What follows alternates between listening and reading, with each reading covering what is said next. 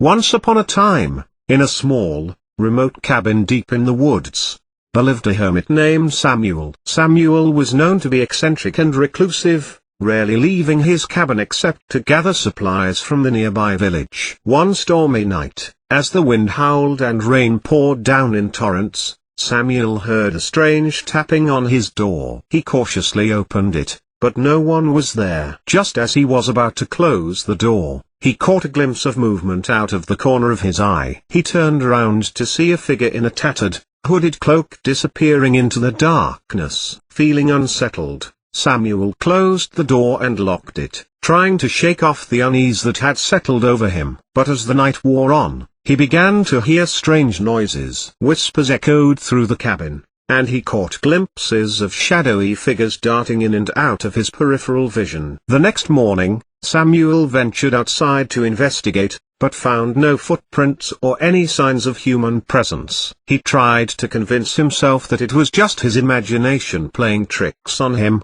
but the strange occurrences continued. Objects would move on their own, doors would open and close by themselves, and eerie laughter would echo through the cabin at night. Samuel's once peaceful life turned into a living nightmare. He became sleep-deprived, paranoid, and terrified to be alone in his own home. He tried to seek help from the villagers, but they simply shook their heads and muttered about the cabin being cursed. One night, as Samuel lay awake in bed, he heard a scratching sound coming from the walls. He followed the sound, and it led him to a hidden trapdoor in the floor. With trembling hands, he opened it, and to his horror, he found a secret chamber filled with old, decaying corpses. Their empty eyes seemed to stare accusingly at him, and their skeletal fingers pointed towards him. Before Samuel could react, the door slammed shut behind him, trapping him inside. He screamed for help, but his cries were met with only silence. He tried to escape,